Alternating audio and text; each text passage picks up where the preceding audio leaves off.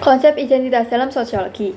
Identitas dalam sosiologi mengacu pada cara individu mengidentifikasi diri dengan kelompok sosial tertentu. Kelompok sosial ini dapat berupa agama, ras, etnis, kelas sosial, profesi, gender, dan lain sebagainya. Identitas sosial ini kemudian menjadi landasan bagi individu untuk memahami mereka sendiri dan tempat mereka di dunia. Teori identitas sosial menurut Henry Tajfel, identitas sosial terbentuk melalui proses perbandingan sosial dengan kelompok lain. Individu akan berusaha untuk meningkatkan citra positif diri mereka dengan mengidentifikasi dengan kelompok yang memiliki status sosial yang lebih tinggi. Menurut John Turner, identitas sosial bukan hanya tentang kategori sosial, tetapi juga tentang proses kognitif dan emosional. Individu akan merasa terikat dengan kelompok sosialnya dan memiliki rasa kesetiaan dan solidaritas. Fungsi dari identitas sosial. Yang pertama, memberikan rasa memiliki. Individu merasa terhubung dengan kelompok sosialnya dan mendapatkan dukungan sosial.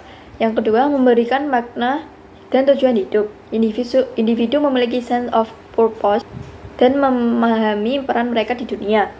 Yang ketiga, memperkuat solidaritas dan kerjasama.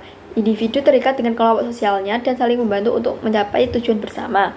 Lalu ada juga dampak dari identitas sosial. Yang pertama, dampak positif. Dampak positif dari identitas sosial adalah identitas sosial dapat menjadi sumber kekuatan dan dukungan bagi individu. Lalu yang kedua ada dampak negatif. Dampak negatif dari identitas sosial adalah identitas sosial dapat menjadi sumber konflik dan diskriminasi antar kelompok. Contoh identitas sosial. Yang pertama ada agama. Contohnya agama Muslim, Kristen, Hindu, Buddha, Konghucu, dan lain-lain. Yang kedua ada ras.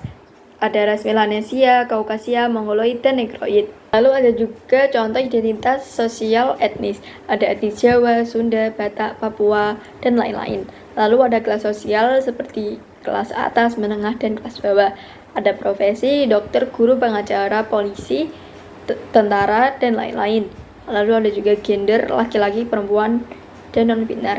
Kesimpulannya adalah, identitas sosial adalah konsep penting dalam sosiologi yang membantu kita memahami bagaimana individu memahami diri mereka sendiri dan tempat mereka di dunia. Identitas sosial dapat memiliki dampak positif dan negatif tergantung pada konteksnya.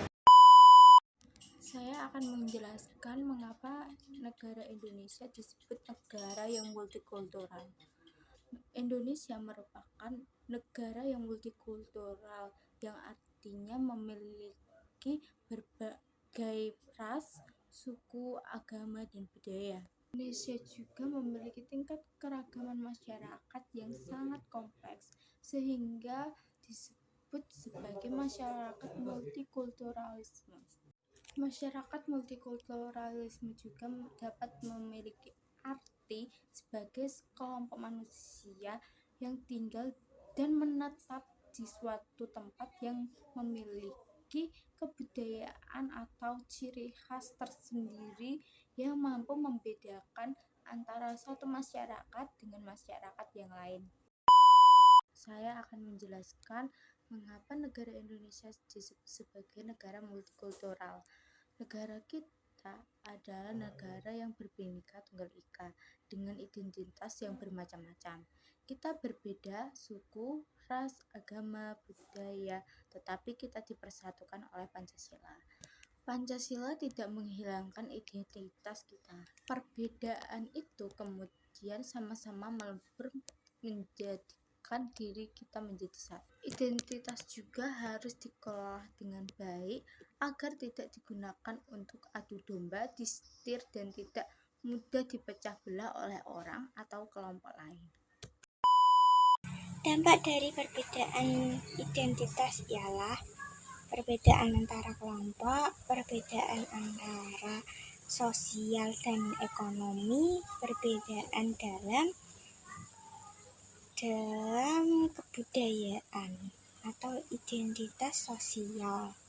Mengajak masyarakat untuk menghargai perbedaan yaitu mengajaknya dengan mengajak berteman, lebih baik tidak memilih teman, menghargai kepercayaan agama dan budayanya, dan saling membantu dalam kesulitan.